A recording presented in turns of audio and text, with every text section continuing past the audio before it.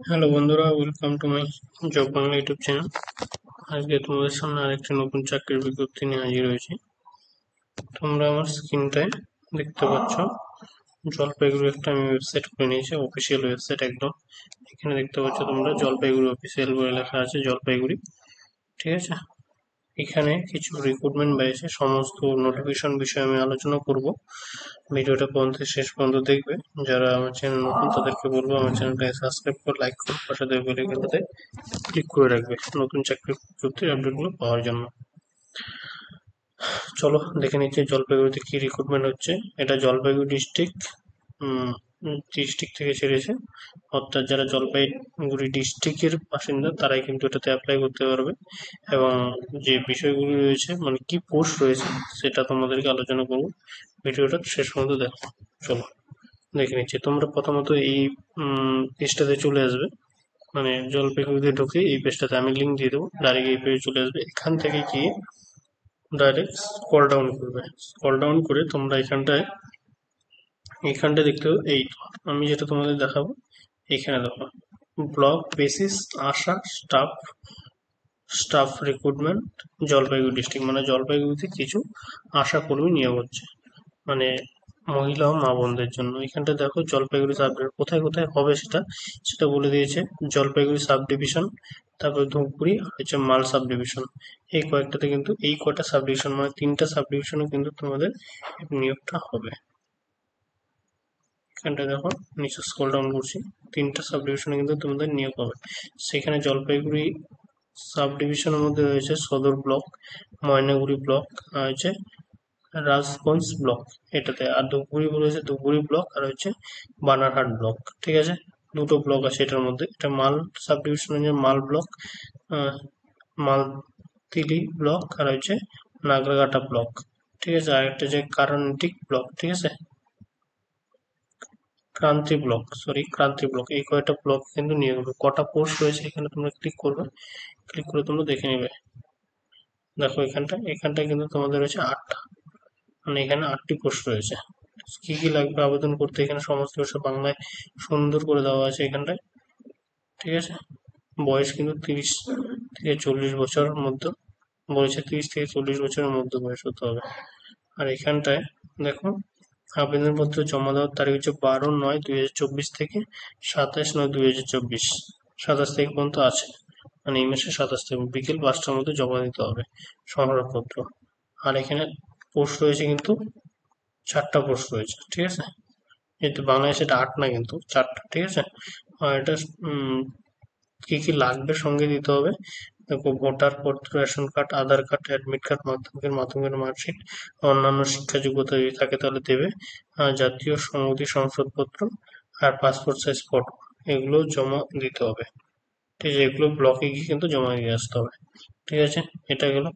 Same ভাবে এটা সদর জলপাইগুড়ি সাব ডিভিশনে গেলে ময়নাগুড়িটা, ধূপগুড়িটা দেখে দিচ্ছি। সবগুলো দেখাতে গেলে অনেক টাইম লেগে যায়, সবগুলো দেখাবো না, আমি একটা একটা করে দেখিয়ে দিচ্ছি, বাকিটা তোমরা দেখে নেবে। অবশ্যই যার যেই ব্লকে বাড়ি সেখানটা কিন্তু তোমাদের অ্যাপ্লাই করতে হবে।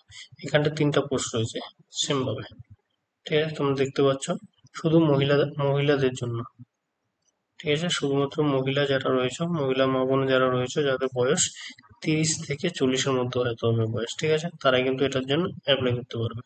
অবশ্যই তোমাদের কিন্তু আশা যেহেতু সেহেতু বিবাহিত হতে হবে। ধূপগুড়ি ব্লকে, ঠিক আছে। ধূপগুড়ি ব্লকে এই যা জিনিস চেয়েছে সব জিনিস, এই জিনিসগুলি তোমাদের কিন্তু লাগবে। এই যে ভোটার কার্ড, রেশন কার্ড, আধার কার্ড, অ্যাডমিট কার্ড, অন্যান্য শিক্ষা যোগ্যতা থাকলে সেগুলো, ঠিক আছে। আর তোমাদের অবশ্যই কিন্তু তোমাদের মানে ব্লকে গিয়ে জমা দিয়ে আসতে হবে। যার যার ব্লক যেখানে রয়েছে সেখানে কিন্তু জমা দিয়ে আসতে হবে। এখানে ধূপগুড়ি সাব সেন্টারে তোমাদের কিন্তু পোস্টিং হবে, ঠিক আছে।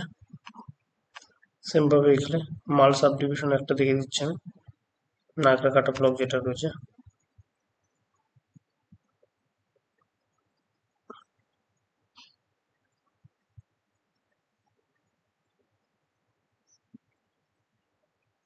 কিন্তু এটা তো 4টা পোস্ট রয়েছে। সেম শংসাপত্র যা যা লাগে জিনিসপত্র দেখেছো। নাগরাকাটা ব্লকে বয়স সেম ভাবে 30 থেকে 40 হতে হবে। জমা দেওয়ার তারিখ তোমাদের কিন্তু জমা দেওয়ার তারিখ সেম ভাবে যেটা যেটা 27 তারিখের মধ্যে কিন্তু জমা দিতে হবে বিকাল 5টার মধ্যে। ঠিক আছে, এইভাবে কিন্তু জমা দেওয়ার তারিখ রয়েছে। এই যে বলছে স্বাস্থ্য কেন্দ্র ভিত্তিক আবেদনপত্র জমা করতে হবে সংশ্লিষ্ট বিডিও অফিসে, তো ব্লকে বিডিও অফিসে গিয়ে কিন্তু তোমাদেরকে জমা করতে হবে। ঠিক আছে, আশা করি তোমরা নোটিফিকেশনটা প্রত্যেকে বলেছো প্রথম থেকে শেষ পর্যন্ত যারা দেখেছো। যদি কোথাও বুঝতে অসুবিধা হয়ে থাকে তো অবশ্যই কমেন্ট সেকশনে কমেন্ট করে জানাবে। আর যদি বুঝতে না পারো অবশ্যই কমেন্ট সেকশনে কমেন্ট করে জানাবে। আমার চ্যানেলটাকে সাবস্ক্রাইব লাইক করে পাশে থাকা বেল আইকনটা ক্লিক করে রাখবে, যে নতুন চাকরির বিজ্ঞপ্তিগুলো যদি আসে সেগুলো আপডেটগুলো পাওয়ার জন্য। ঠিক আছে, একটা পেজ ওপেন করছি কিন্তু হচ্ছে না, সে নেটের একটু সমস্যা চলছে।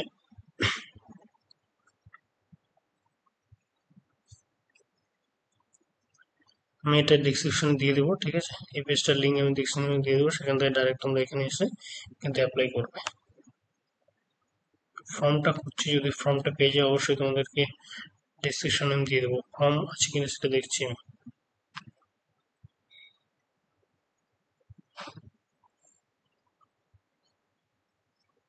ফর্ম অবশ্যই একটা আছে, এর নিচে ফর্ম দেওয়া আছে হয়তো। এই তো ফর্মটা পেয়েছি, এই ফর্মটা ফিল আপ করতে হবে তোমাদেরকে। ঠিক আছে, এই ফর্মটা কিন্তু তোমাদেরকে ফিল আপ করতে হবে, আবেদনপত্র। এখানে ছবি দেবে, এখানে আমি যে বিজ্ঞপ্তির নাম, তারিখ, আবেদনপত্রের নাম, স্বামীর নাম, পিতার নাম, ঠিকানা, তারপর রয়েছে বসবাসকারী গ্রামের নাম, গ্রাম পঞ্চায়েতের নাম, ব্লকের নাম মানে বিডিও অফিস কোথায় আছে সেটা, মাধ্যমিক পরীক্ষা প্রাপ্ত নম্বর কোনটা, আর সর্বোচ্চ শিক্ষা যোগ্যতা কত, বিবাহিত, বিচ্ছিন্ন, বিধবা। অবশ্যই যদি বিবাহিত দেবে, বিবাহিত লাগবেই, মানে মোটমাট তোমাদেরকে বিবাহিত হতে হবে। আর বিচ্ছিন্ন যদি হয়, যেমন ডিভোর্স যদি থাকে সেক্ষেত্রেও চলবে, বিধবা হলেও চলবে। ঠিক আছে, জন্ম তারিখ, তপশিলি কোন জাতির মধ্যে পড়ে সেটা দিতে হবে। আর যে উপস্বাস্থ্য কেন্দ্রে জমা জন্য আবেদন করছে মানে কোন পোস্টের জন্য, মানে কোথাকার কোন এলাকার জন্য, যেমন 3টা ব্লক বললাম, যে এলাকার জন্য আবেদন করবে সেই এলাকার জন্য, এবং নিজের মোবাইল নাম্বার। ঠিক আছে, এগুলো করে এটার সাথে ইংলিশেও দেওয়া আছে ফর্মটা, সেম জিনিস। যাদের বাংলা বস্তু অসুবিধা হয় তারা ইংলিশে করে নেবে, আর যারা বাংলা ফুলফিল বুঝতে পারো, আশা করি প্রত্যেকে ওয়েস্ট বেঙ্গলে যেহেতু। আর এখানে কিন্তু সিগনেচার করতে হবে, আবেদনকারী স্বাক্ষর অবশ্যই সিগনেচার করবে। ঠিক আছে, আর তারপর এই জিনিসগুলো তোমাদের কিন্তু এটার সঙ্গে অ্যাটাচ করে দেবে, মানে ফর্মের সঙ্গে এই জিনিসগুলো তোমাদেরকে অ্যাটাচ করে দিতে হবে, এবং সেলফ অ্যাটেস্ট করে দিতে হবে, এবং দুটো পাসপোর্ট সাইজ ছবি লাগবে। একটা তোমরা এখানে চিটিয়ে দেবে, এখানে লাগিয়ে দিবে, আর একটা এটার সঙ্গে সঙ্গে দিয়ে দিবে। ঠিক আছে, আর যেখানে জমা দিবে, যেই সাব সেন্টারগুলোর জন্য ভ্যাকান্সি বেরিয়েছে সেই সাব সেন্টারগুলো এখানে দেওয়া আছে। ঠিক আছে, এই সাব সেন্টারগুলো কিন্তু দেওয়া আছে, সেম ভাবে প্রতিটা সাব সেন্টার এভাবে দেওয়া আছে। ঠিক আছে, আশা করি ভিডিওটা প্রথম থেকে শেষ পর্যন্ত যারা দেখেছো তাদের কোথাও বুঝতে অসুবিধা হয়নি। যদি কোথাও বুঝতে অসুবিধা হয় অবশ্যই কমেন্ট করবে। সকলকে থ্যাংক ইউ।